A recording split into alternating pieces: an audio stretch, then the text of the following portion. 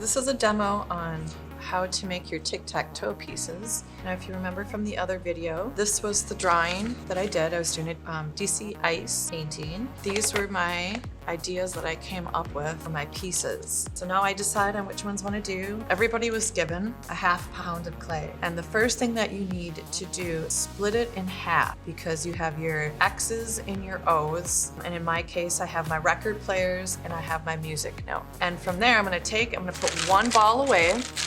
This clay is going to dry up really fast because we're breaking it down into much smaller pieces, and the smaller the pieces are, the faster it's going to dry. From here, I'm now going to take this and break it up into 5 pieces because I need 5 for each side. I'm breaking them up right away because I want my pieces to be even. You're graded on whether or not you can duplicate something. That's a skill within itself. Starting off with the same size is going to be important.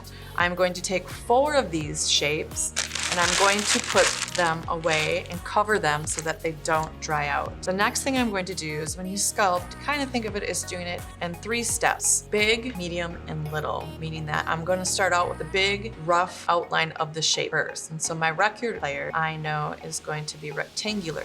Flat table and tap, that will give me these nice clean sides. See now that this looks like it's already much better. So that's my first step, is getting, making the larger shape. Okay, let's say I was going to make the fox. I would start off by making the rough shape of what a fox would look like. So for instance, if he's sitting, make it flat at the bottom. I'm going to pinch up because his head's a little bit bigger. It's so much easier if you don't take any of the clay off. Pull the pieces out of the clay. So for instance, the leg and stuff, pull it out and not detach anything. You're gonna have much better luck with making sure that it doesn't fall apart later. This would be the first start, big, right? I said make a big shape. From there, then I go medium, meaning that I'm gonna go in now and I'm gonna start defining my shapes a bit more. I'm gonna use some tools. Anything works again. Stuff that makes great tools is pens and pencils, anything that you can push and manipulate the clay. I am using some modeling clay tools, but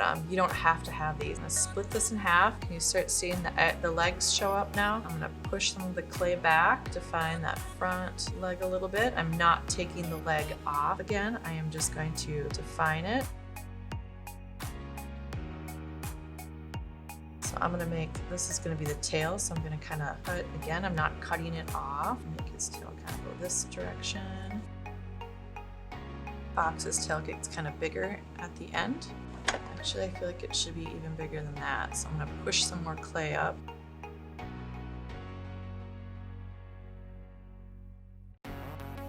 I'm not doing detail yet. This is, step 2. Some ears here. If you're gonna sculpt something, it's nice to have a 3D object to look at. So if I had a fox stuffed animal, that would be so helpful. You can kind of start seeing it come together a little bit more. You can kind of start seeing the fox.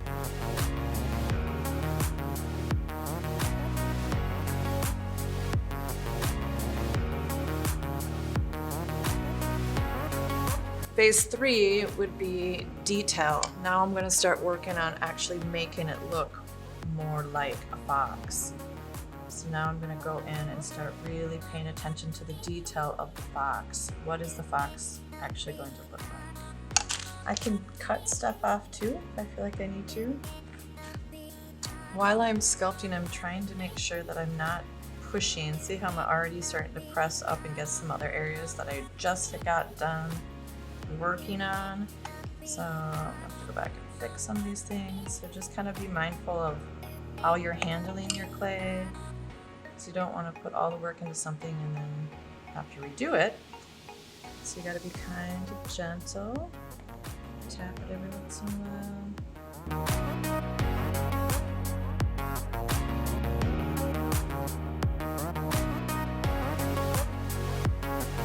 Like I mentioned, a pencil is really nice. You can use a pencil.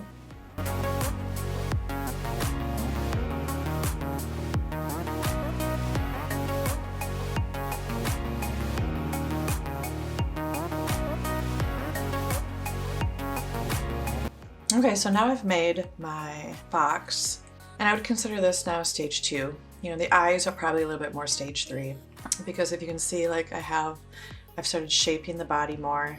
I've let them sit a little bit so that now when I do this next phase, which is going to be the phase 3, and add detail, it's not hard by no means.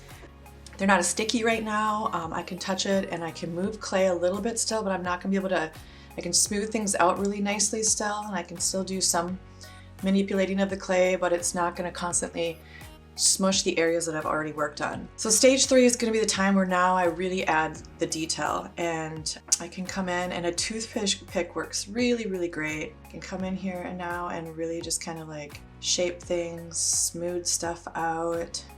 If I wanted to, you know, add anything to the feet, I could do that now too. Maybe I just add a little bit of lines here. A little detail goes a long way. I don't have to have everything to be exactly correct. For instance, I'm sure he's got more than 3 toes, but it's enough to suggest what it is, and that's kind of what you're doing. I'm going to clean up his ears a little bit. I want them to be nice and pointy.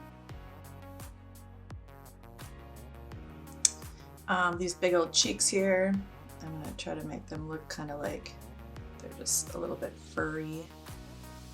If I don't like it, I can always, I'm still at a phase where if I don't like it, I still should be able to correct it by squishing it in or smoothing it out. Or maybe this is an area that's going to have to rely on my painting techniques, which I think it is. So I'm going to just smooth it back out.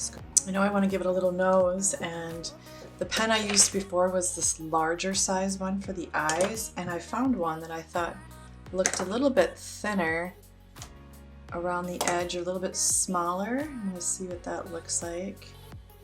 But if you see that little tiny nose on there, I think that's cute. I like that.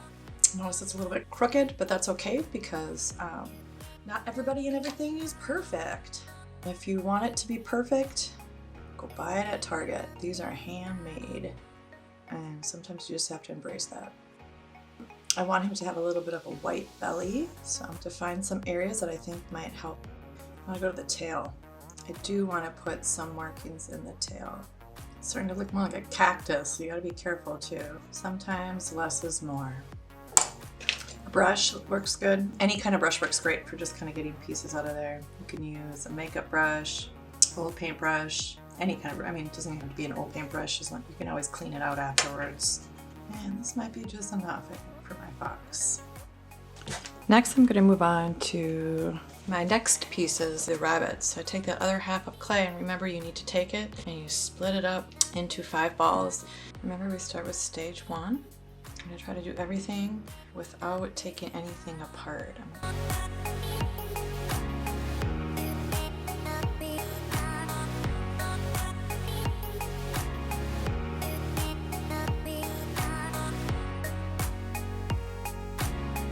See where the legs are going to be.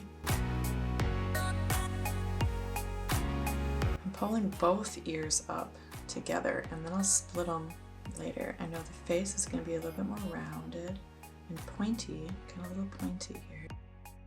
You should be able to start seeing kind of a little bit of a rabbit showing up. And then I'm going to start phase 2.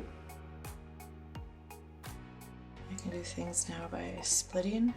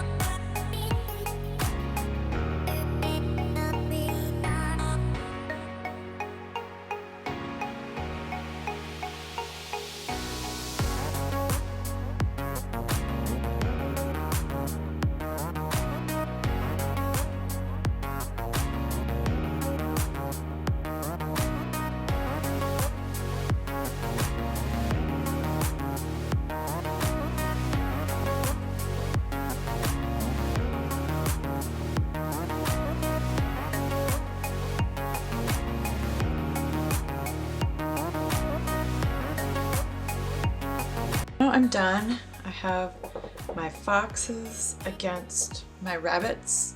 My rabbits are all just a little bit different, which is fine. I think that brings a little character to the pieces. Some of them have bent ears. They all have a collar on it, but you know, some of the tails are bigger, some of them are smaller. My foxes are for the most part the same, but like maybe their tails are going different directions in the back. They're all roughly the same size. And so now I'm going to let my pieces dry.